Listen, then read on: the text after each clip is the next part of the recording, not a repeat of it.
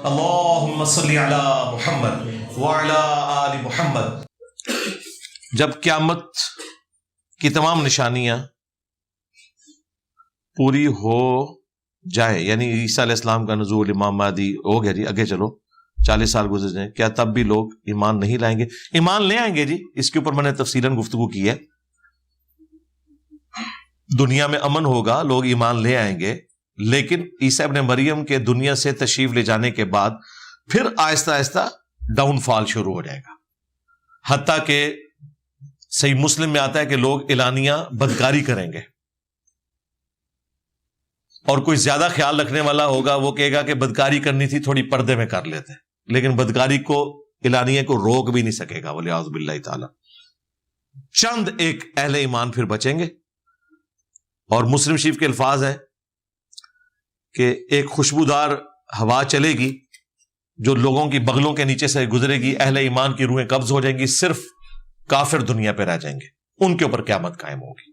یہ والا جو موقع ہے یہ عیسیٰ ابن مریم کے دنیا سے جانے کے بعد آئے گا، کیونکہ ہر عروج کو زوال آتا ہے. اگر نبی علیہ السلام کے جانے کے بعد اس امت کے ساتھ تنزلی کا معاملہ ہوا ہے تو عیسیٰ ابن مریم بھی جب دنیا میں آ کے اسلام کا غلبہ کر کے جائیں گے، ان کے جانے کے بعد بھی دوبارہ تھین جائیں گے لوگ. کیا اللہ تعالیٰ نے ہمیں زبور، تورات، انجیل اور قرآن کے سوا کسی اور سنت یا حدیث پر ایمان لانے کا حکم دیا ہے؟ جی دیا ہے، قرآن میں آیا ایتونی بکتاب من قبل ھذا او اثارۃ من علم ان کنتم صادقین. اے نبی ان سے فرماؤ اگر مجھ سے بات کرنی ہے تو کوئی کتاب تمہارے پاس ہو یا علم کے آثار ہوں انبیاء کے، ان سے بات کرو. کتاب اور سنت یہ تو موجود ہے. پھر سب سے بڑی بات، کتاب اللہ میں عقیدہ توحید کے بعد سب سے جو سینسٹیو چیز ہے جس کے ساتھ ہمارا ایمان جڑا ہے وہ نماز ہے. اس سے اوپر تو کوئی چیز نہیں نا. توحید، رسالت، آخرت کو ماننے کے بعد پہلا کام جو آپ نے کرنا ہے نا وہ 5 وقت کی نماز ہے، جس کے بارے میں سورہ روم میں آیا وَأَقِيمُوا الصَّلَاةَ وَلَا تَكُونُوا مِنَ الْمُشْرِكِينَ. نماز قائم کرنا اور دیکھنا مشرک نہ ہو جانا. یعنی کہ اگر میں نماز نہیں پڑھتا میں مشرک ہو جاؤں گا. تو اب قرآن میں وہ عمل جس کی وجہ سے میں کافر ہو سکتا تھا اس کا طریقہ مینشن نہیں ہوا. سوچنے کی بات ہے. چھوٹی بات ہوتی میں اگنور کر دیتا. میرا ایمان اور کفر کا معاملہ جس عمل کے ساتھ جڑا ہے اس عمل کا طریقہ مجھے اللہ نے بتایا نہیں ہے، تو نعوذ باللہ اللہ تعالیٰ کی صفت عدل پھر چیلنج ہو جائے گی کہ جس کے اوپر میرے ایمان کا فیصلہ ہو رہا ہے اس کا طریقہ ہی مجھے نہیں بتایا گیا، میں کیا کروں؟ میں نے تو نماز پڑھنی ورنہ تو میں کافر ہو جاؤں گا. تو وہ قرآن نے ہمیں بتایا لقد کان لکم فی رسول اللہ اسوۃ حسنہ، رسول اللہ کی زندگی میں تمہارے لیے بہترین نمونہ ہے. پھر آپ نے نبی علیہ السلام کی سنت کی طرف جانا ہے. الحج اشہر معلومات، حج کے مہینے سب کو معلوم ہے، قرآن نے حج کے مہینے بتائے نہیں. اور سورہ آل عمران میں کہا کہ جو حج نہیں کرتا تو اللہ تعالیٰ بے نیاز ہے تمام جہان والوں سے. جو کفر کرے، کفر کا لفظ ہے کہ جو بندہ استطاعت کے باوجود حج نہیں کرتا. سکیٹرڈ فارم میں چیزوں کا ذکر ہے لیکن پورا طریقہ نہیں ہے. مگر سب سے جو مین رکن تھا طواف کعبہ، اس کے چکر کتنے لگانے ہیں کوئی ذکر نہیں ہے. وہ سنت سے، سنت کو ماننا قرآن کو ماننا ہے. سنت کا نام ماننے والا گمراہ نہیں ہے، ہاں ذہن میں رکھیے گا، کافر ہے. جس طرح قرآن کا انکار کرنے والا کافر ہے، کیونکہ قرآن نے سنت کا ذکر کیا ہے. میں سنت کی بات کر رہا ہوں جو صحیح الاسناد احادیث کے ذریعے ٹرانسفر ہوئی ہے. یہ جھوٹی کہانیاں یا کمزور باتوں کی بات نہیں کر رہا، جو واقعی سنت ہے. تو یہ کوئی اتنا سادہ معاملہ نہیں ہے، لوگ بڑی آسانی سے کہہ دیتے ہیں. تو سنت کا ذکر قرآن میں موجود ہے. قرآن میں ہے کہ جب جمعے کے دن اذان دی جائے تو مسجد کی طرف جاؤ. اذان کیسے دی جائے قرآن نہیں بتا رہا، وہ مسلمان دیتے ہیں، پتہ ہے کیسے اذان دینی ہے، وہ سنت کے ذریعے ٹرانسفر ہوئی ہے. تو سنت کے عمل کو تو قرآن انڈورس کر رہا ہے. قرآن میں ہے کہ جب تم اذان دیتے ہو تو کافر اس اذان کا ٹھٹا اڑاتے ہیں. وہ کون سی اذان ہوتی ہے؟ وہ سنت میں آئی ہے. تو ٹوٹلی دین دو چیزوں کے آپ سمجھ لیں امتزاج کا نام ہے، قرآن اور سنت. اور سنت کا ریٹن ریکارڈ احادیث ہے. باقی جو اس میں وہ باریک سا ایک فرق کرتے ہیں نا جی، سنت اور حدیث میں فرق ہے، اور اس کے ذریعے ایک پورا تماشا کھڑا کرتے ہیں، اس کے لیے آپ میری وہ ویڈیو دیکھیں، غامدی صاحب سے متعلق 20 کوسچنز. میرے ایک عزیز سے 15 سال پہلے قتل ہوا اور اس دوران بیرون ملک چلا گیا. اب وہ اللہ سے معافی کا طلبگار ہے. اب وہ مقتول کے ورثاء سے معافی مانگنا چاہتا ہے. اس صورت میں کیا کرنا چاہیے؟ دیکھیں، اگر تو قتل خطا ہوا تھا، یہ تو نہیں لکھا، ان سے پوچھا قتل خطا ہے یا قتل عمد ہے. ہاں جی، کس کا کوشچن ہے یہ؟ قتل خطا کا تو کوئی مسئلہ نہیں ہے نا. کوئی گن چل گئی تھی یا موٹر سائیکل کے نیچے یا کوئی گاڑی کے نیچے آ گیا تھا. ہاں، قتل خطا کی تو سزا قرآن میں قتل کے بدلے قتل نہیں آئی. سورۃ النساء میں قتل خطا کی سزا یہ ہے کہ پہلے تو اللہ کا آپ نے حق پورا کرنا ہے. وہ کیسے کرنا ہے؟ نمبر 1 توبہ، نمبر 2 ایک غلام آزاد کرنا ہے. سورۃ النساء میں ہے، جو آج کل ابسلیٹ ہے. اگر غلام نہیں آزاد کر سکتے تو آپ نے 60 روزے رکھنے ہیں مسلسل، یا 60 مسکینوں کو کھانا کھلانا ہے. یہ وہ ہے جو آپ نے اللہ کا حق دینا ہی دینا ہے. اب جو مخلوق کا حق ہے وہ یہ ہے کہ بلڈ منی اس کی دینی ہے. بلڈ منی سنن نبی داؤد سنن نسائی میں آئی ہے 100 اونٹ یا اس کی مالیت، یا 200 گائے یا ان کی مالیت، یا 2000 بکریاں اور ان کی مالیت. یہ کروڑوں میں بنتی ہے. اور قرآن میں یہ بھی آیا کہ معروف طریقے سے بھی آپ کر سکتے ہیں. یعنی ایک بندہ کہتا ہے میں تو 100 اونٹ کی قیمت نہیں دے سکتا، نارمل اونٹ بھی آج کل تو آپ سمجھ لیں 10 لاکھ روپے کا تو ہوگا. آج کل تو گائے کی قیمت اتنی، چلے کوئی لاغر اونٹ بھی اٹھا لے تو 5 لاکھ سے تو کم کا نہیں ہوگا، پھر بھی 5 کروڑ روپیہ یہ بن جاتا ہے. تو معروف طریقے سے سیٹل کر سکتے ہیں بلڈ منی، لیکن بیچ میں اس میں بندوں کو ڈال لیں اور جس طریقے سے بھی ایک معاملہ کرنا ہے وہ آپ کریں، ورنہ یہ تو آپ کا پیچھا نہیں چھوڑے گا. سیدھی سی بات ہے. اگر وہ بلڈ منی معاف کرنا چاہے تو ٹھیک ہے، معاف کر دیں. اچھا، یہ جو بیرون ملک چلے گئے تھے تو ان کے ورثاء کو تو پتا ہے نا کہ اس سے بندہ مرا ہوا ہے، پتا ہے ان کو، وہ یہ سمجھتے ہوں گے کہ جان بوجھ کے مارا ہے. یہی ہے. تو دیکھ لیں، بیچ میں کسی بندے کو ڈال لیں، خود آنے کی ضرورت نہیں، ہو سکتا ہے کہ وہ پکڑوا ہی نہ دیں ان کو. ان کا اور اللہ کا معاملہ ہے. باقی عدالت میں اگر معاملہ چلتا، اب عدالت میں بھی اسکانڈر ہو چکے ہوں گے وہ پیش نہ ہونے کی وجہ سے.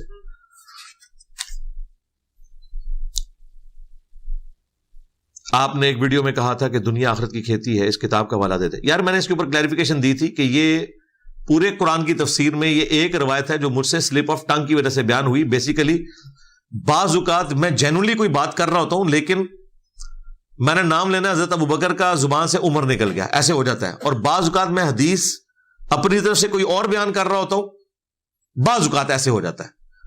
یہ اکا دکا مثالیں ہیں. اسی لیے میں نے کہا تھا کہ ہم کوئی چیز بیان کرتے ہیں اس کو ڈسپلے بھی کروا دیتے ہیں. قرآن کی تفسیر ہماری جو ہے نا، اس میں نے یہ ایک دفعہ روایت بیان کی تھی، یہ 1 سال 2 پہلے کی بات ہے. اسی وقت مجھے فون کیا ہمارے بھائی نے جو مسلم اونلی چینل چلاتے ہیں.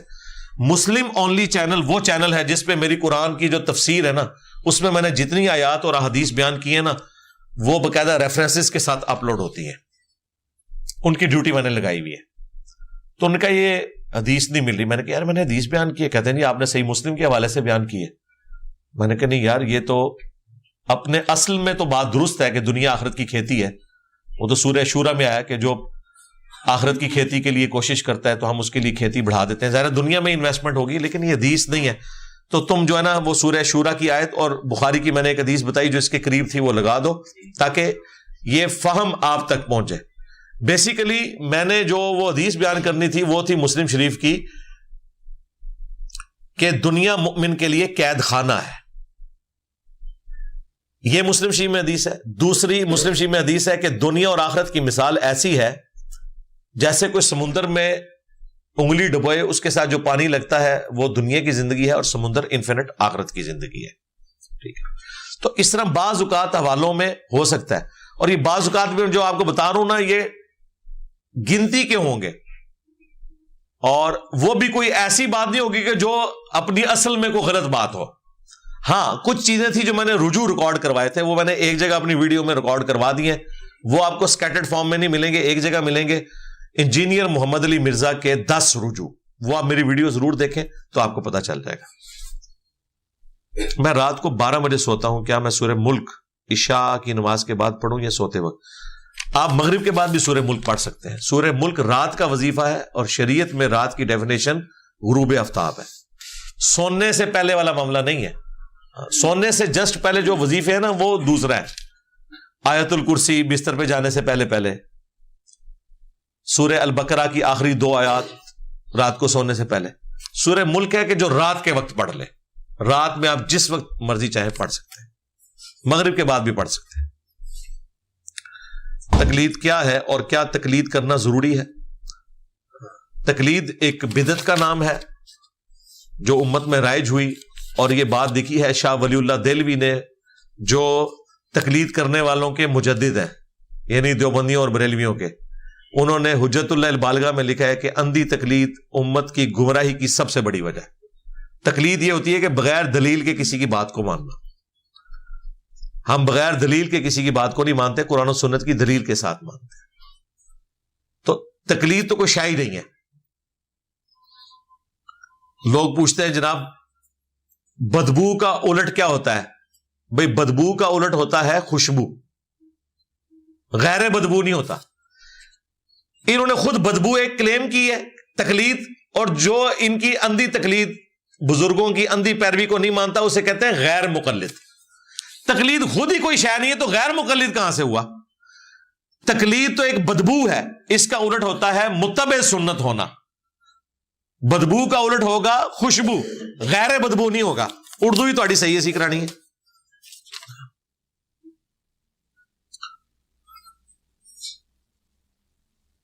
بھائی بہن وراثت گھر میں رضامندی سے حق نہیں. بہن جو ہے نا وراثت اپنی یار شاعری طرح لکھا کرو, سیدھی طریقے سے سوال لکھا کرو.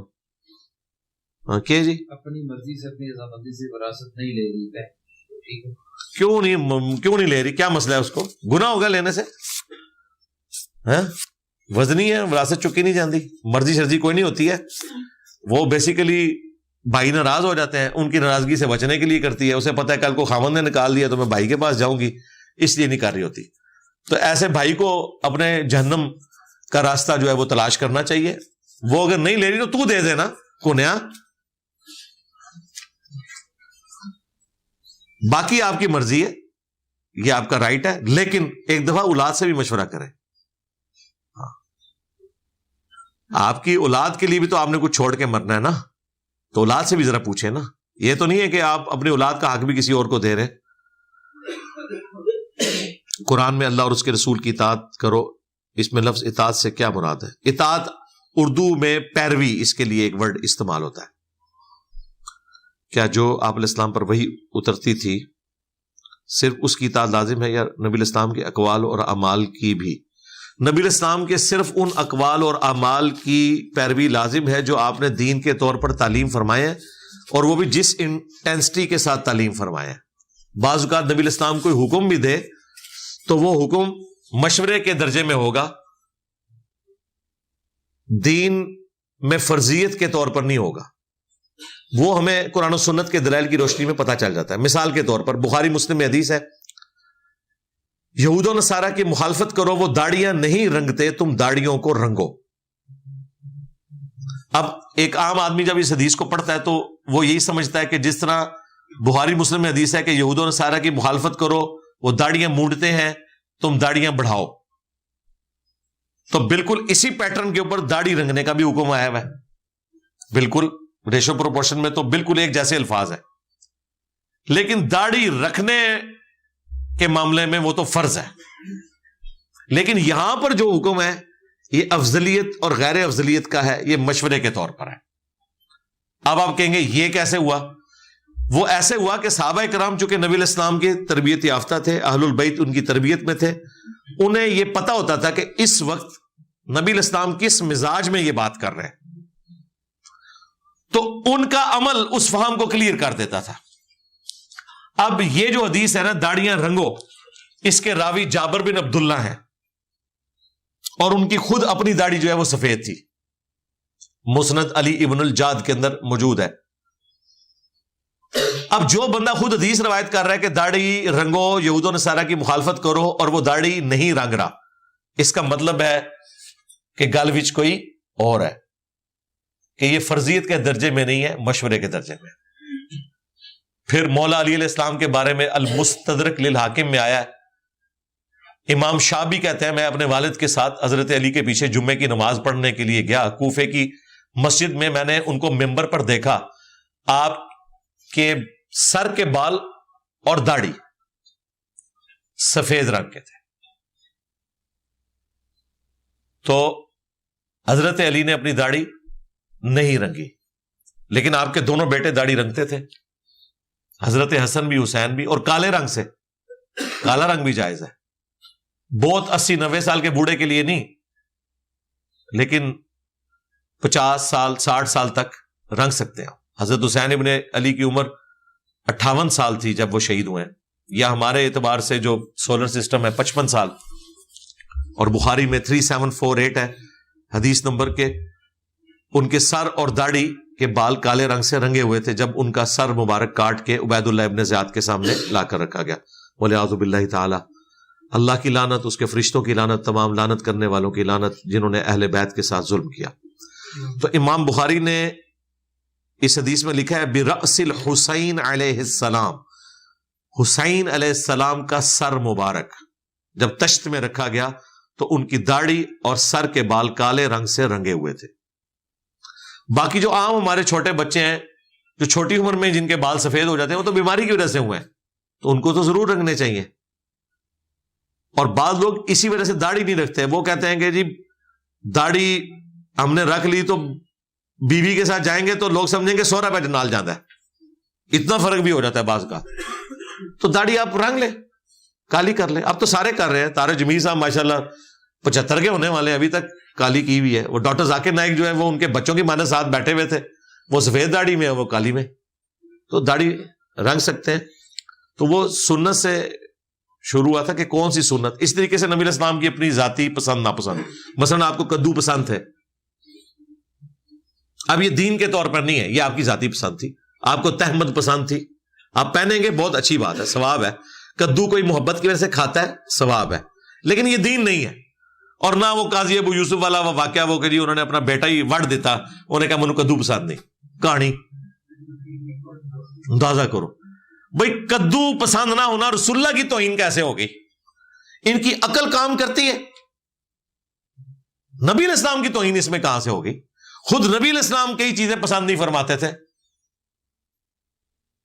مثلا بخاری مسلم میں ہے کہ گو کا گوشت لا کے رکھا گیا، خالد بن ولید کھا رہے تھے، آپ کو انہوں نے کہا یا رسول اللہ آپ بھی کھائیں، تو نبی علیہ السلام فرمایا یہ میرے علاقے کی غذا نہیں، میرا دل اس کی طرف مائل نہیں ہوتا۔ اور خالد بن ولید کہہ رہے ہیں حضور بڑے غور سے دیکھ رہے تھے یہ کس طرح شوق سے کھا رہا ہے، اور حضور کا دل بھی نہیں کر رہا تھا اس کو کھانے کو۔ تو اللہ نے اتنی چیزیں اس لیے بنائی ہیں، کوئی چیز کسی کو پسند ہوگی، کوئی کسی کو پسند ہوگی، اس میں کوئی گستاخی نہیں ہو جاتی ہے۔ نبی علیہ السلام کی ایک پسند تھی کہ آپ کرتا استعمال کرتے تھے، سفید کلر آپ کو پسند تھا، سرخ بھی پسند تھا، بلیک بھی پسند تھا، آپ کی مرضی، آپ جو مرضی۔ اب جو لوگ ہمیشہ ہی سفید پہنتے ہیں، ہم شرعی فتوے میں تو دھکے سے ان پہ فتویٰ فٹ کر سکتے ہیں کہ وہ خلاف سنت کر رہے ہیں، کیونکہ نبی علیہ السلام نے ہمیشہ سفید کپڑا نہیں پہنا۔ آپ سے تو صحیح مسلم میں کالا جبہ پہننا ثابت ہے، بخاری مسلم میں سرخ لباس ثابت ہے، ابو داؤد ترمذی میں گرین کلر کا کرتا اور گرین کلر کی تہمت ثابت ہے۔ تو نبی علیہ السلام تو مختلف رنگوں کے لباس پہنتے تھے، سفید پسند تھا، پسند تو سرخ بھی تھا، پسند تو کالا بھی تھا، پگڑی بھی آپ نے سفید بھی باندھی، کالی بھی باندھی۔ اب کوئی صرف سفید باندھتا رہے، صرف کالی باندھتا رہے، ہم اسے یہ نہیں کہیں گے خلاف سنت ہے، اگرچہ دھکے سے فٹ کر بھی سکتے ہیں۔ تو اس طرح کی جو سنتیں ہیں نا، جو دین میں فرضیت کے پوائنٹ آف ویو سے نہیں، نبی علیہ السلام کا ذاتی شغف تھا، جس نے آپ علیہ السلام کا شغف تھا۔ بخاری میں آتا ہے، ہماری ماں سیدہ عائشہ سلام اللہ علیہا کہتی ہیں کہ نبی علیہ السلام ہر اچھا کام جو ہے وہ دائیں طرف سے کرنا پسند فرماتے تھے۔ اب اس کا یہ مطلب نہیں کہ کوئی برا کام بھی کرتے تھے، مراد یہ کہ جس طرح مسجد میں جانا دائیں قدم رکھنا، اب ٹوائلٹ میں جاتے وقت بائیں قدم رکھتے تھے، کرتا پہننا ہے پہلے دائیں، آستین پہننی ہے پھر بائیں، لیکن اگر آپ الٹی پہلے پہن لیں گے تو کوئی گناہ نہیں ہوگا، جوتی پہلے دائیں پھر بائیں۔ لیکن ایک چیز ایسی ہے جو آپ نے مشروع فرما دی صحیح مسلم میں، کہ شیطان الٹے ہاتھ سے کھاتا ہے، تم دائیں ہاتھ سے کھاؤ۔ اب جب یہ والا حکم آ گیا نا، تو اب یہ والا حکم جو ہے وہ فرضیت کے درجے میں چلا گیا۔ تو اس طرح دقت نظر سے چیزوں کو دیکھنے کے بعد معاملات کا پتہ چلتا ہے۔ اسی طریقے سے ابن ماجہ میں حدیث ہے کہ نبی الاسلام نے دائیں ہاتھ سے لین دین والا معاملہ کرنے کا فرمایا۔ اس کی وجہ سے بعض لوگ کہتے ہیں کہ جی اب لین دین آپ نے ضرور دائیں ہاتھ سے کرنا ہے، بالکل حتی الامکان نوٹ کی حد تک تو کر سکتے ہیں، لیکن اگر آپ نے ایک 20 کلو کا آٹے کا تھیلا اٹھایا ہوا ہے اور آپ لیفٹنگ ہیں تو دائیں ہاتھ میں اٹھا کے کسی کے پاؤں پہ پھینکنے کی بجائے اس کو آپ بائیں ہاتھ میں اٹھائیں۔ اسی طریقے سے کسی نے جانور ذبح کرنا ہے اور وہ لیفٹی ہے تو اس کا پھر لیفٹ ہینڈ ہی اس کا دایاں ہاتھ ہے، وہ طاقتور کام کرنے کے لیے، یا میدان جنگ میں اس نے لڑنا ہے تو اب یہ نہیں کہ میں دایاں ہاتھ سے تلوار اٹھاؤں، وہ تو وڈیا جائے گا۔ ظاہر ہے دنیا میں کچھ لوگ ایسے ہیں جن کا لیفٹ ہینڈ جو ہے وہ پاورفل ہوتا ہے، ان کے لیے پھر وہ رائٹ ہینڈ ہے، لیکن کھانا جو کہ ایک ایفرٹ پٹ کرنے والا کام نہیں ہے، لیفٹی بھی کھانا دائیں ہاتھ سے ہی کھائے گا کیونکہ وہ نبی الاسلام نے حکم فرما دیا۔ تو اس طرح کئی ایک چیزیں ہیں جن کے بارے میں اور عموماً لوگوں کو پتا ہوتا ہے، ایسا نہیں ہوتا اس کو جان بوجھ کے کوئی دین بنا کے پیش کرے۔ تو میں نے کئی قسم کی مثالیں دے دی اس میں۔ کیا ولیمے والے دن رخصتی کر سکتے ہیں یا پہلے رخصتی پھر ولیمہ ہوگا؟ رخصتی کے بعد ولیمہ کرنا سنت ہے جی، چاہے ازدواجی تعلق قائم ہو یا نہ ہو، قبضے کے بعد ولیمہ ہوگا۔ ہاں، خالی رجسٹری ہونے پہ ولیمہ نہیں ہوتا، یعنی رجسٹری ہے نکاح ہونا اور قبضہ یہ ہے کہ رخصتی ہو جائے۔ کیا یہ دعا مانگ سکتے ہیں کہ یا اللہ رسول اللہ صلی اللہ علیہ وآلہ وسلم کے وسیلے سے ہمارا یہ کام ہو جائے؟ اس طرح کا کوئی طریقہ نبی الاسلام نے تعلیم نہیں فرمایا۔ نبی الاسلام نے یہ تعلیم فرمایا کہ آپ نے اللہ کا ذکر اور دروشی پڑھ کے دعا مانگنی ہے۔ جامعہ ترمذی میں حدیث ہے تو آپ محروم نہیں لوٹائے جائیں گے۔ ہاں، نبی الاسلام دنیا میں موجود ہوں اور ہم نبی الاسلام سے جا کے کہیں کہ یا رسول اللہ آپ اللہ کے حضور ہمارے لیے دعا کریں، اور اے اللہ میں تیرے رسول کے وسیلے سے تیری طرف متوجہ ہوتا ہوں، رسول اللہ کی دعا میرے حق میں قبول کر، یہ درست ہے۔ یہ آیا ہوا ہے سنن ابن ماجہ میں، جامعہ ترمذی کے اندر، تو یہ صحیح وسیلہ شخصی ہے۔ اس کو سپورٹی وہ بخاری کی حدیث ہے 1010 نمبر، اس کے اوپر میں نے پوری ایک ویڈیو ریکارڈ کروائی ہے، وسیلے کے نام کے اوپر دھوکہ۔ وسیلے کو جو نہیں مانتا وہ تو گمراہ ہے، لیکن وسیلہ وہ جو قرآن و سنت میں ہے۔ اس میں 1010 نمبر حدیث ہے 1010 صحیح بخاری میں کہ حضرت عمر رضی اللہ تعالیٰ عنہ اپنے دور خلافت میں جب قحط پڑ جاتا تو رسول اللہ کے چچا عباس بن عبد المطلب کو لے کر آتے، صلاۃ الاستسقاء کے بعد ان سے دعا کرواتے، انا کننا نتوسل الیک بنبینا، اے اللہ پہلے ہم تیرے نبی کے وسیلے سے تیری طرف متوجہ ہوتے تھے اور تو ہم پر بارش نازل فرماتا تھا، اب ہم تیرے نبی کے چچا کو لے کے آئے، ان کی دعا کی برکت سے بارش نازل فرما۔ اور بخاری کے الفاظ ہیں، انس بن مالک کہتے ہیں کہ بارش نازل ہو جایا کرتی تھی۔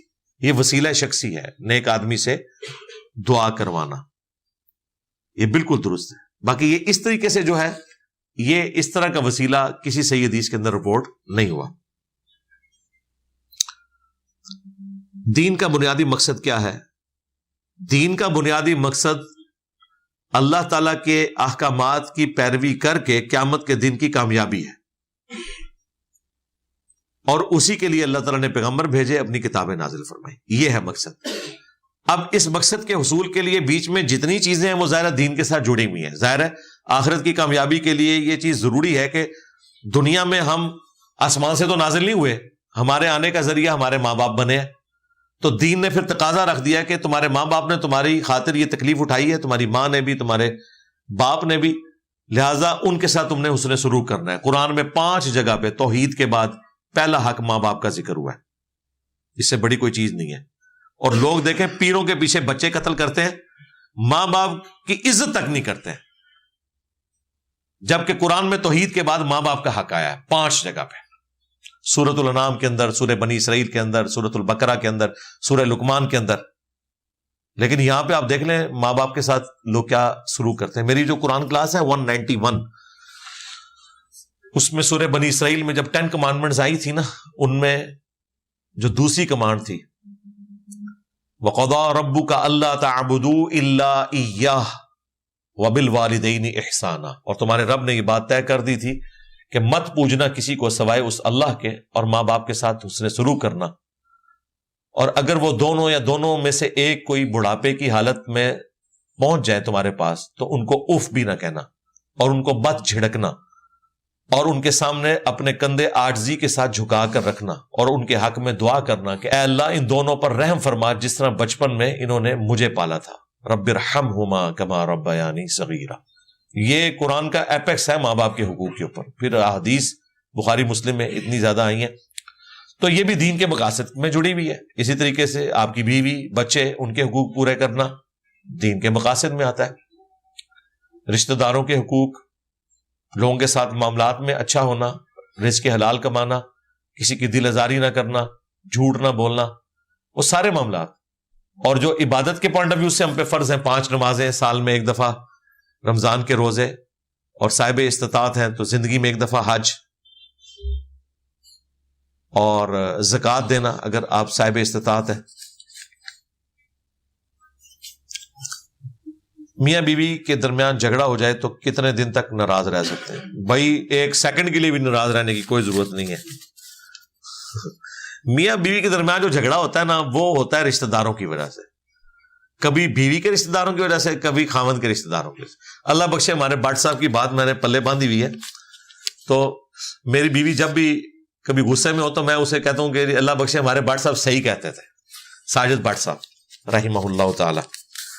تو ان سے اکثر اس ٹاپک پہ ڈسکشن ہوتی تھی نا، یعنی یہ میاں بیوی کے درمیان جو اختلاف، اور اس طریقے سے، اور ہم لوگوں کو تو زیادہ اس چیز سے سفر کرنا پڑتا ہے۔ ظاہر ہے کہ ہم لوگ ایک کاز کے لیے ہیں، اور سوشل میڈیا کے اوپر جب کوئی ہنگامہ کھڑا ہوتا ہے تو آپ کیا سمجھتے ہیں کہ ہمیں ہماری بیویاں جو ہیں وہ ہار پنا کے ریسیو کرتی ہیں؟ کوئی FIR کٹتی ہے تو وہ آ کے کہتی ہیں جی بہت اچھا ہوا، مبارک ہو، جنت کا ٹکٹ مل گیا۔ اس طرح تو نہیں ہوتا۔ ظاہر ہے جب نبی کی بیوی ہے، نبی کے ساتھ مطلب وہ اس فقر میں گزارا نہیں کر سکی، اور قرآن میں ہے کہ انہیں طلاق دے دو، جب اللہ نے دھمکی لگائی ہے تو وہ پھر تابع فرمان ہوئی ہیں۔ پہلے تو وہ بھی کہتی تھی کہ ہم نہیں اس فقر میں گزارا کر سکتے۔ عورت تو آپ کو پتہ ہے دنیا کے ساتھ اٹیچ ہے۔ تو وہ ساجد بٹ صاحب بڑی اچھی بات کرتے تھے کہ میاں بیوی کے درمیان کوئی بون آف کنٹینشن ہو ہی نہیں سکتا، وہ تو اکٹھے ہوتے ہیں۔ ہمیشہ جب بھی جھگڑا ہوگا نا تو وہ کسی تیسری وجہ سے ہوگا، اور حقیقت بات ہے میاں بیوی نے کیوں لڑ رہے ہیں، وہ تو ایک ہے آپس میں۔ بیوی کس بات پہ لڑے گی؟ تیری ماں نے کہتا، تیرے پیو نے کہتا، خرچے کا کوئی معاملہ ہوگا، ٹھیک ہے، لیکن آپس میں ان کا کوئی ایسا معاملہ نہیں، کوئی انڈیا پاکستان والی دشمنی نہیں ہے، کسی تیسرے بندے کی وجہ سے کوئی نہ کوئی جھگڑا ہو جاتا ہے۔ تو اس معاملے میں بھی احتیاط کرنے کی ضرورت ہے، اپنے معاملات کو بہتر لے کے چلنے کی ضرورت ہے۔ تو ناراض ہونے کی کوئی ضرورت نہیں ہے۔ ویسے تو بخاری میں آیا کہ 3 دن سے زیادہ آپ کسی سے ناراض نہیں رہ سکتے، لیکن 3 دن تو فاقہ بھی نہیں نہ کاٹا جا سکتا۔ بیوی سے ناراض ہو کے تو 3 دن تو 3 ٹائم بھی کاٹنا مشکل ہے، اس لیے ناراضگی کی کوئی آخری درجے تک اوائڈ کرنا چاہیے۔ بہرحال قرآن میں جو ایک خاص اسپیسیفکلی بے حیائی کے پوائنٹ آف ویو سے آیا ہے کہ آپ نے ان کو بستر سے الگ کرنا ہے، وہ ایک خاص کانٹیکسٹ ہے، باقی عام حالت میں تو اوائڈ ہی کرنا چاہیے۔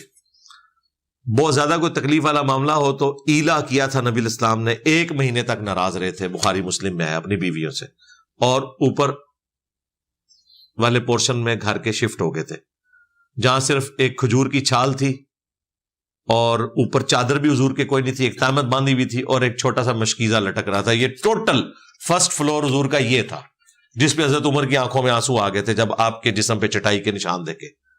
تو وہ حضور ناراض ہو کے گھر کی چھت پہ گئے ہوئے تھے۔ پھر آپ نے فرمایا کہ تم اس پہ راضی نہیں ہو کہ کیسر و کسرا دنیا کے مزے لوٹیں اور ہم آخرت کی سعادت؟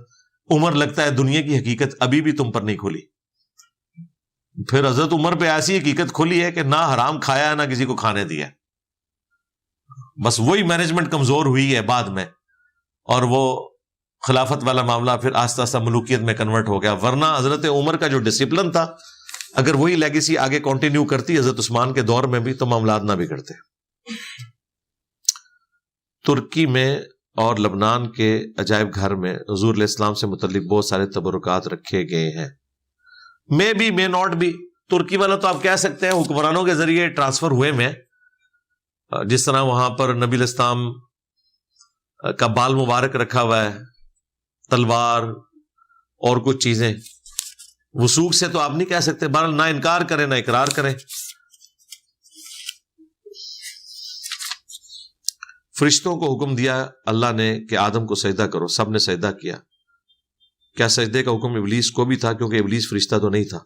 جی ابلیس فرشتہ نہیں تھا، لیکن ابلیس کو حکم تھا۔ اس کا ثبوت یہ ہے کہ جہاں پہ یہ واقعہ آیا ہے نا قرآن میں 7 جگہ کے اوپر، سورۃ البقرہ میں، سورۃ الحجر کے اندر، سورہ الاعراف کے اندر، بنی اسرائیل میں، سورۃ الکہف میں، سورہ طٰہٰ میں، اس میں جو سورۃ الاعراف ہے نا اس میں تفصیل کے ساتھ آیا ہے، اس میں باقاعدہ موجود ہے کہ اللہ تعالیٰ نے اس سے پوچھا کہ تو نے سجدہ کیوں نہیں کیا، تو آپ والا جواب تو اس نے نہیں دیا کہ آپ نے تو فرشتوں کو کہا تھا، میں تو شامل ہی نہیں فرشتوں میں، اسے پتا تھا کہ مجھے بھی کہا گیا ہے۔ فرشتوں کا ذکر اس لیے آیا کہ عربی میں تغلیب کا قاعدہ ہے، اگر ایک کلاس میں 50 اسٹوڈنٹس ہیں، ایک فیمیل ہے اور 49 میل ہیں، اور کلاس کا سی آر جو کلاس ریپریزنٹیٹو ہے وہ ٹیچر کے آنے پہ کہتا ہے کہ بوائز اسٹینڈ اپ، اس کا یہ مطلب نہیں ہوتا کہ اس گرل نے کھڑا نہیں ہونا، وہ سمجھ لے گی کہ یہ بوائز اسٹینڈ اپ سے مراد یہ ہے کہ کلاس پوری نے کھڑے ہونا ہے۔ تو فرشتے چونکہ ڈومیننٹ تھے، ایک ہی بیچ میں جن تھا، اس لیے اللہ تعالیٰ نے یہ ذکر کیا۔ باقی شیطان ابلیس وہ جن تھا، سورۃ الکہف میں آیا کان من الجن ففسق عن امر ربی، اس لیے اس نے نافرمانی کی، ورنہ فرشتے تو نافرمانی نہیں کرتے۔ قرآن حکیم میں سورہ تحریم میں ہے کہ فرشتے تو وہی کرتے ہیں جو اللہ انہیں حکم دیتا ہے، تو یہ ہو ہی نہیں سکتا تھا کہ ابلیس اگر فرشتہ ہوتا تو وہ نافرمانی کرتا۔ اس پہ میری تفصیلی ویڈیو ریکارڈ ہے۔ قرآن میں اب جو مردوں کے سیغے آئے ہیں جتنے، کیا ان میں عورتیں شامل نہیں ہیں؟ وہ سورۃ الاحزاب میں ہی ایک مشہور زمانہ آیا تھا نا، ان المسلمین والمسلمات، وہ پوری تفصیل کے ساتھ۔ ادروائز باقی پورا قرآن جو ہے وہ مردوں کے سیغے کے ساتھ خطاب کرتا ہے، عورتوں کو بھی، سوائے ان خاص چیزوں کے جو عورتوں سے متعلق ہیں، تو ان میں عورتیں بھی شامل ہوتی ہیں۔ ایک حافظ کہتے ہیں کہ بندوں کو جنت، ایک حافظ پتہ نہیں، حافظ تو خود بھی چلا جائے تو بڑی بات ہوگی، ہاں، کیونکہ جس حافظ کے بارے میں فضائل آئے ہیں سنن ابی داؤد میں اور المستدرک للحاکم میں، اس کی صحیح سند ہے، وہ ہے جس نے قرآن کے حلال کو حلال اور حرام کو حرام جانا، اس کے ماں باپ کو تاج پہنایا جائے گا قیامت کے دن۔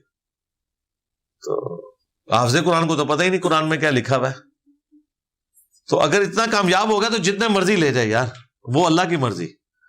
شفاعت کے عقیدے میں گنتی والا معاملہ نہیں، جو اللہ چاہے گا۔ ویسے تو وہ بعض کمزور روایتوں میں 7 بندوں کا ذکر ہے، 7 بھی کچھ مطلب کوئی زیادہ فکر نہیں ہے، اس سے زیادہ بھی ہو سکتے ہیں۔ بخاری مسلم ہے کہ جب شفاعت کا دروازہ کھلے گا پھر انبیاء بھی شفاعت کریں گے، فرشتے بھی کریں گے، اللہ کے نیک بندے بھی کریں گے۔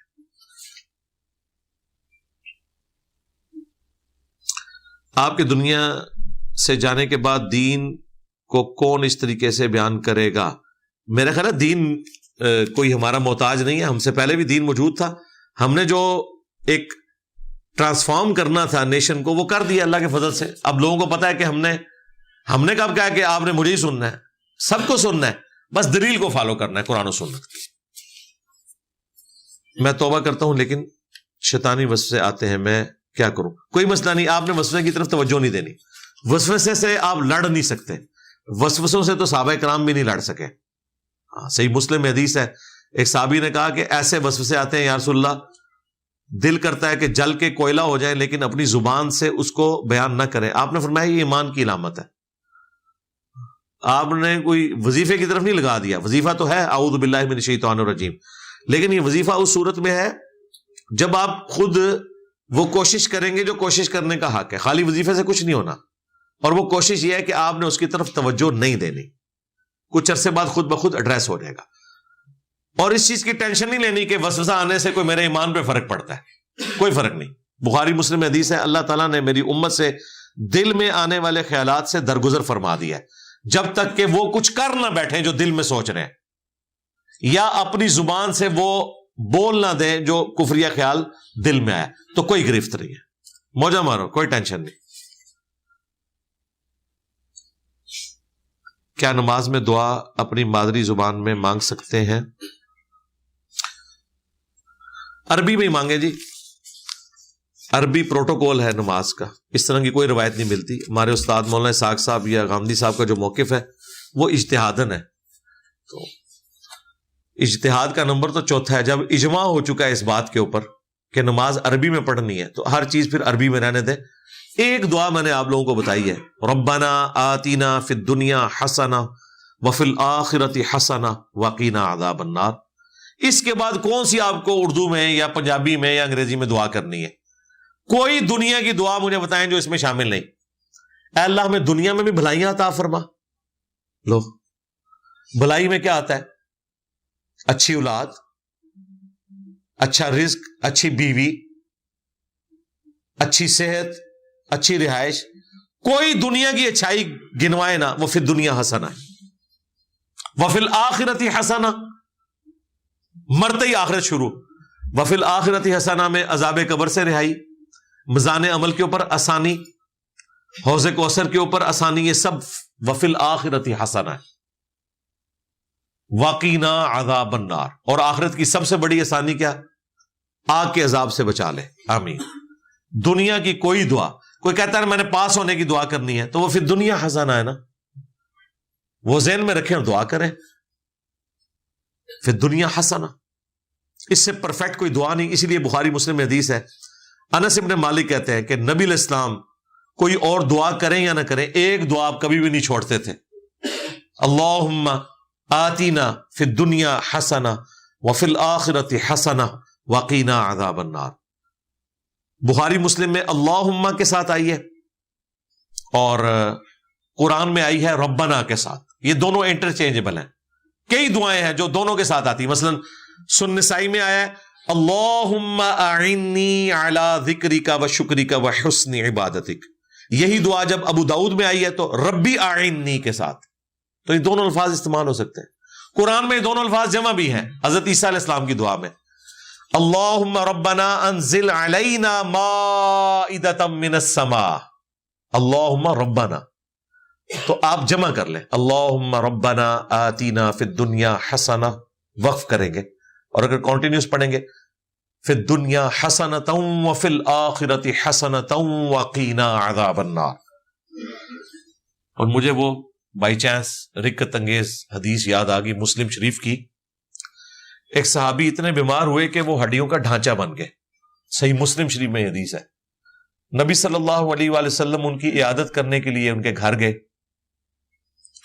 آپ کو اندازہ ہو گیا کہ اس نے کوئی ایسی دعا مانگی ہے کہ اس کے اثرات اس پہ نظر آ رہے ہیں۔ یہ وہ نہیں ہے کہ وظیفہ گرم پہ گیا، وہ نہیں، دعا ایسی مانگی ہے، وظیفہ نہیں کوئی گرم ہوتا۔ اور وہی ہوا کہ اس نے اپنی طرف سے ایک ایسی دعا مانگی تھی جس کے اثرات اس کے اوپر ظاہر ہو گئے۔ نبی علیہ السلام نے کہا تو اللہ سے کیا مانگتا ہے؟ تو انہوں نے کہا یا رسول اللہ میں دعا کرتا ہوں اے اللہ جو تو نے مجھے آخرت میں عذاب دینا ہے نا دنیا میں ہی دے لے۔ توبہ توبہ، اور منتصر دعا ہے۔ حضور نے کہا سبحان اللہ۔ جب حضور علیہ السلام کو غصہ آتا تھا نا یا کسی کی بات کے اوپر تعجب ہوتا تھا، آپ کہتے ہیں سبحان اللہ، پاک تو اللہ ہے، یعنی غلطیوں سے پاک تو وہ ہے، اور تو اللہ کا عذاب برداشت کر سکتا ہے دنیا یا آخرت میں؟ تو یہ کیوں دعا مانگ رہا ہے کہ یا اللہ جو تو نے آخرت میں عذاب دینا ہے دنیا میں دے لے؟ نہیں بھئی، اللہ سے تو اچھا گمان رکھ، تجھے چاہیے تو کہہ ربنا آتینا فی الدنیا حسنہ وفی الآخرۃ حسنہ وقینا عذاب النار۔ وہ کوئی وظیفہ نہیں اس نے کوئی الٹا پڑ گیا تھا اسے گرم ہو گیا، کہتے ہیں آیت کریمہ گرم ہو جاتا ہے، اور ایک کام ہی غلط کیتا سی، خلاف شرع دعا کی ہوئی تھی، وظیفہ نہیں تھا کوئی کیا ہوا۔ جب نبی علیہ السلام نے اسے یہ دعا تعلیم کی تو صحیح مسلم کے الفاظ ہیں، اس نے وہ دعا کی اور صحابہ کرام کہتے ہیں چند دن بعد وہ بالکل ٹھیک ہو گیا، جس طرح ایک چڑیا کے پر دوبارہ نکل آتے ہیں نا، اس کا جسم بالکل دوبارہ سلامت ہو گیا۔ وہ دعا پی گئی، کہتے ہیں نیکی گلے پی جاتی، نیکی نہیں گلے پہنتی، یہ دعا اس طرح دی پٹھی دعا نہیں کرنی چاہیے، وظیفے سے کوئی فرق نہیں پڑتا۔ میں ابھی وہ باپا جانی کو اگلے دن سن رہا تھا، ان سے پوچھا کہ باپا جانی خود سے کوئی وظیفہ جو قرآن و سنت میں آیا وہ ہم کیوں نہیں کر سکتے اور کسی بزرگ سے اجازت لینا کیوں ضروری ہے؟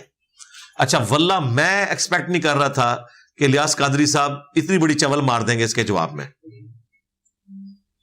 وہ سیدھا کہنے شروع ہو گئے. وہ کہتے ہیں کہ یہ اس لیے ضروری ہے کہ جو بندہ آپ کو اجازت دے رہا ہوگا نا وہ پیچھے پھر آپ کو سنبھال لے گا اس کے گرم اثرات سے بچنے کے لیے.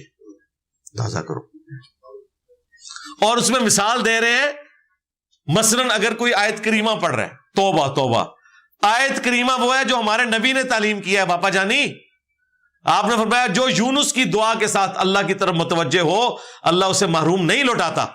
جامعہ ترمذی کی حدیث ہے, لا الہ الا انت سبحانک انی کنت من الظالمین. اور یہ الفاظ تو قرآن میں بھی ہے, کذالک ننجی المؤمنین, ہم مومنین کو بھی اسی طرح نجات دیں گے جس طرح یونس کو دی تھی. اور باپا جانی کیا کہہ رہا ہے کہ کسی بزرگ سے کہیں ورنہ گرم اثرات ہو جائیں گے آیت کریمہ کے.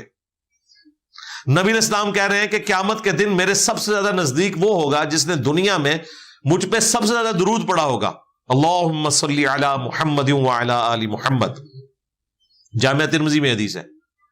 اب کسی بزرگ سے آپ نے اجازت لینی ہے کہ دروشی پٹھا نہ پہ جائے تو انو شیطان پہ آیا اصل وظیفے نہیں پٹھے پہ ہوئے.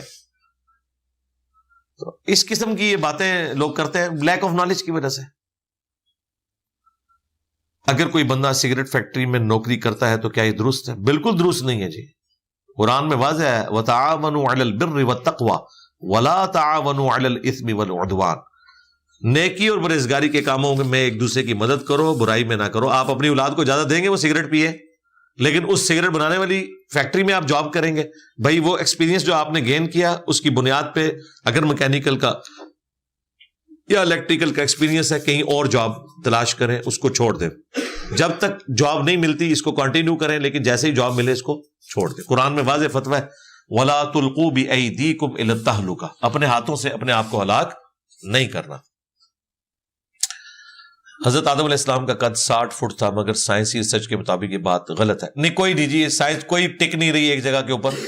بڑے مجسمے میں نکلے ہیں, میں آپ کے ساتھ ایگری کرتا ہوں 60 فٹ والا تو نہیں نکلا, لیکن 20-25 فٹ والے مجسمے تو نکلے ہیں. عموماً انسان ایسے نہیں تھے. واقعی شروع سے جو انسان ہے وہ یہی 6 فٹ کے 5 فٹ کے درمیان تھے, لیکن کچھ مجسمے بڑے بھی نکلے ہیں. لہذا یہ اس طریقے سے آپ حدیث کو ریجیکٹ نہیں کر سکتے. اسپیشل کیس کے طور پہ ہو سکتا ہے. جس طرح حضرت نوح علیہ السلام کی عمر جو ہے وہ روٹین سے ہٹ کے تھی, اور باقی وہ آپ کو کہانی کراتے ہیں کہ جی اس زمانے میں باقیوں کی بھی عمریں اتنی تھی. وہ کہتے ہیں جی ایک عورت آئی, اس نے کہا میرے بچے بچپن میں فوت ہو جاتے ہیں, کوئی 200 سال کی عمر میں. کہانی جو ہے صرف نوح علیہ السلام کی عمر زیادہ تھی, باقی تو نسلیں پیدا ہوتی نہیں مرتی نہیں. اسی لیے تو انہوں نے اینڈ پہ کنکلوڈ کر لیا تھا, انہوں نے کہا کہ ان کی نسلوں میں بھی کوئی صحیح پیدا نہیں ہوگا, کیونکہ وہ 8-10 نسلیں دیکھ چکے تھے. ان کے زمانے میں 950 سال عمر نہیں تھی. یہ ان کو اللہ نے اسپیشل ایک عمر دی تھی بس ان کے لیے. لو جی آپ کا سارا تھدا مکمل ہو گیا الحمدللہ, اللہ کا شکر ہے. میں نے کوشش کی کہ مختصر وقت میں آپ کو مختصر.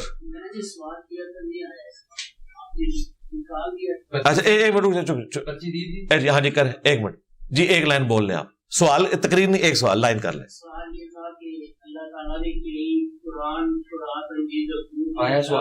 پڑھ دیے جی, ساروں نے سن لیا, آ گیا. ہاں جی آپ وہ اینڈ والے آپ بتائیں جی, آپ کا کیا سوال تھا, 1 لائن میں کر لیں آپ. او یار آپ سوال کر لیں, میں سوال کریں, آپ سوال کریں جی. کیا سوال کر لیں 1 لائن میں. حال یہ ادھر یہ جو بیٹھا ہوا ہے ڈاکٹر کیا کر رہا ہے پچھلے, وہ ٹھیک ہے, بہت اچھی بات ہے. باقی جی اسی طرح ہی ہو رہا ہے. میں نے آج بلکہ پورا میں نے لیکچر ہی اس کے اوپر دیا ہے کہ یہ پورا شرک کا نظام یہ لوگ چلا رہے ہیں. ہمارے پاس اکیڈمی میں تو یہ لے کے آ جاتے ہیں, لیکن یہ لوگ کبھی بھی کسی مزار پہ جا کے خود صفائی نہیں کرتے. اور دیکھیں ان کی 2 نمبری کیا ہے. آپ کا نام کیا ہے جی؟ الطاف صاحب, یہ 2 نمبری ان کی دیکھیں. جب ہم انہیں کرٹیسائز کرتے ہیں نا کہ مزارات کے اوپر یہ سارا شرک کا نظام چل رہا ہے, لوگ سجدے کر رہے ہیں, تو یہ کہتے ہیں یہ جاہل لوگ ہیں. ہے کس کے ہیں؟ انجینئر صاحب کے ماننے والے نہیں, ان کے فرقے کے. تو تم روکو نا. میرے گھر کے باہر آگے اگر کوئی ننگا پیر ناچے گا میرے دروازے کے اوپر, میں نہیں روکوں گا. اور تمہارے درباروں کے اوپر تمہارے مسلک کو یہ بدنام کر رہے ہیں اور تم سمجھتے ہو کہ تمہاری بدنامی کر رہے ہیں, تو تم ان کو وہاں پہ جا کے روکو نا. نہیں روکتے. کیوں نہیں روکتے؟ اس لیے کہ وہ ان کو چندے دیتے ہیں, تو یہ اڈے ان کی مرضی سے چل رہے ہیں, اس وجہ سے نہیں روکتے. ٹھیک ہے. باقی جو عمران بھائی نے ایک بات کی تھی نا حضرت معاویہ کے حوالے سے, یا اور جو اس قسم کے جو سوال ہیں, یہ پوری ڈاکٹرن ہوتے ہیں. ایک لائن میں تو آپ مثلا آپ مجھ سے یہ تو پوچھ سکتے ہیں حضرت معاویہ کے والد کا نام کیا تھا, میں بتا دوں گا, ابو سفیان. اب آپ مجھ سے پوچھتے ہیں حضرت معاویہ نے حضرت علی کی بیعت کیوں نہیں کی, تو بھائی میرے اس کے اوپر تو 24 گھنٹے کا لیکچر چاہیے, کیونکہ میں ایک جواب دوں گا اس کے ساتھ دوسرا جڑا ہوگا. جس طرح بھی ان کے دماغ میں سوال آ گیا تو کر لو, وہ آ جاتا ہے. ہاں جی کر لو, کیا آیا سی جی؟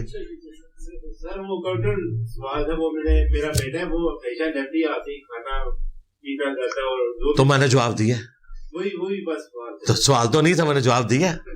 ہاں دیکھا نا, میں تو دسا کہ میں ہر پاسو کور کرنا, سوال کوئی نہیں سی. میں کیوں جی کتنا میں تفصیل سے بولوں کہ جی کس کام پہ کرنا. جی کرو.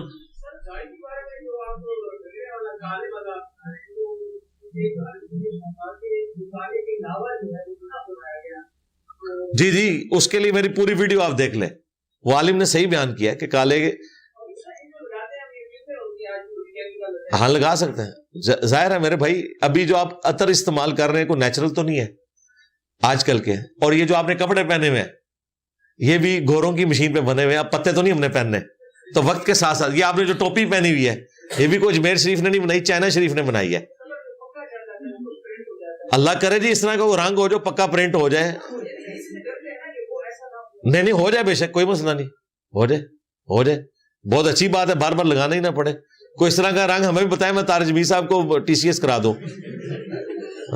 کہتے ایک چٹا وال نہیں میں دیکھا انہوں دا, من لگتا ہے روزانہ رنگ دیں, جیسا لوگ روزانہ شیو کر دیں نا, ایک ذرا کا بھی کدھروں نکلے نا پھر رنگ دیں. میں کہتے چٹا وال نہیں انہوں نے سر تے یا انہوں نے داڑھی تا ویکھیا, تو میں بڑا حیران ہوں کہ یہ کون سا جو پکا چڑھ جاتا ہے. ابھی تک تو سائنس اس لیول پہ نہیں پہنچی, اگر پہنچ جائے تو یقین کرے تو مسئلہ ہی حل ہو جائے.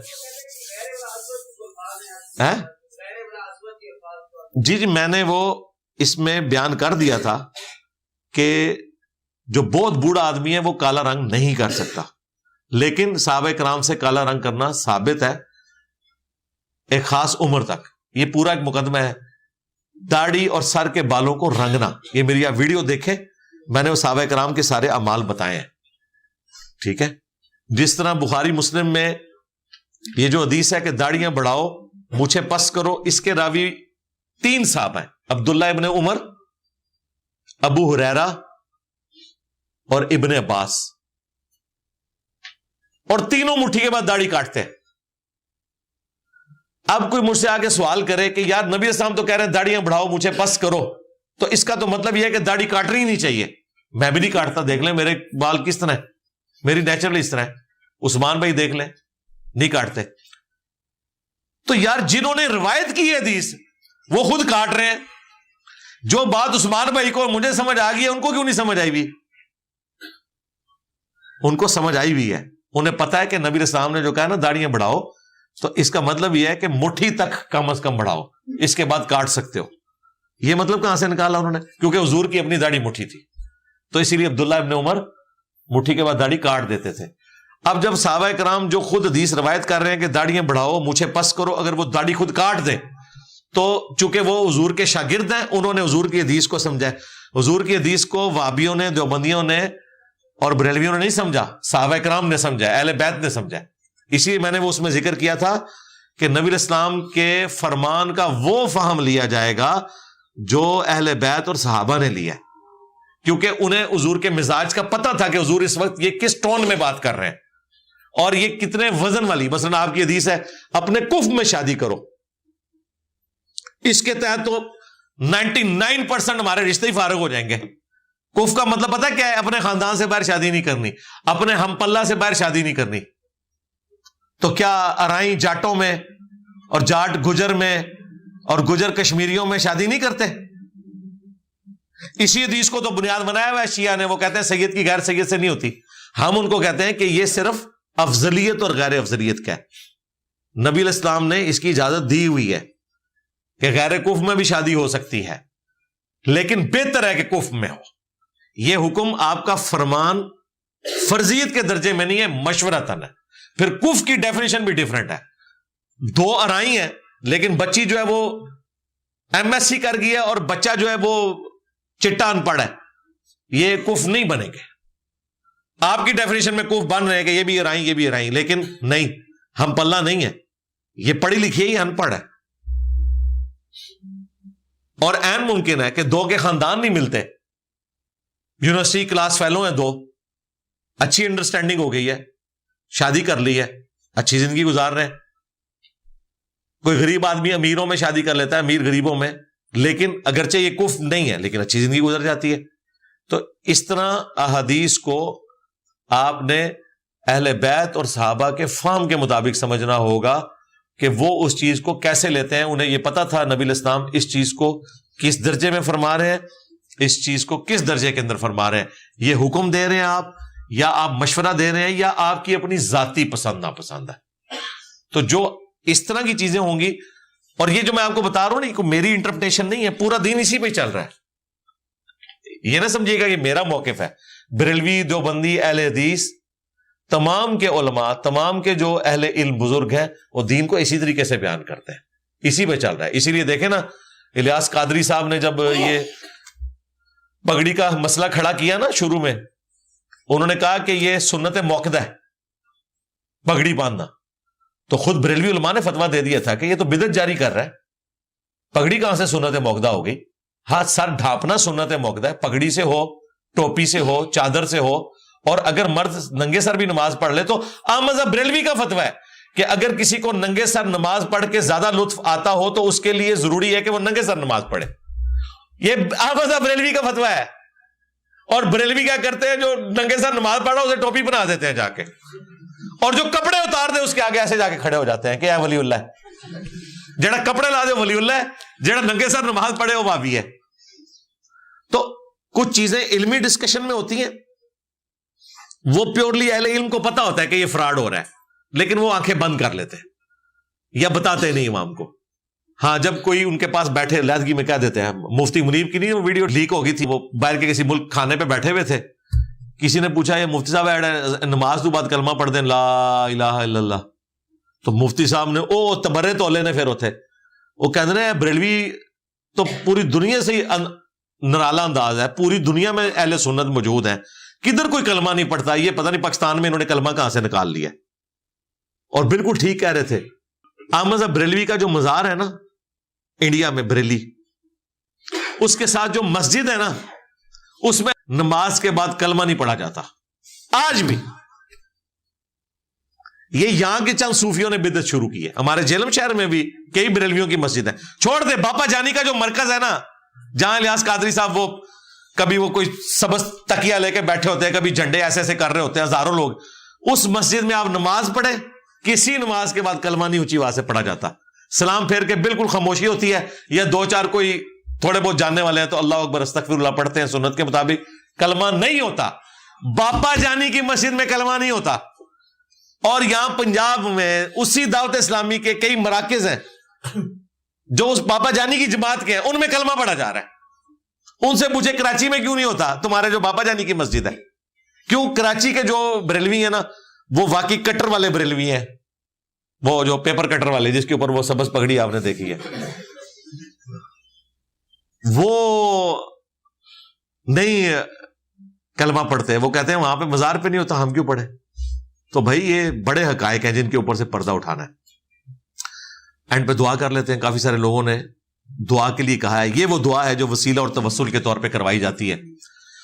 اللہم انی اسألک بانک انت اللہ لا الہ الا انت الاحد الصمد الذی لم یلد ولم یولد ولم یکن له کفوا احد وإلہکم الہ واحد لا الہ الا هو الرحمن الرحیم الف لام میم اللہ لا الہ الا هو الحی القیوم اللہم صلی علی محمد وعلی آل محمد ربنا آتنا فی الدنیا حسنہ وفی الآخرة حسنہ وقنا عذاب النار رب ارحمهما كما ربياني صغيرا ربنا هب لنا من ازواجنا وذرياتنا قرة اعين وجعلنا للمتقين اماما اللهم اغفر لحينا وميتنا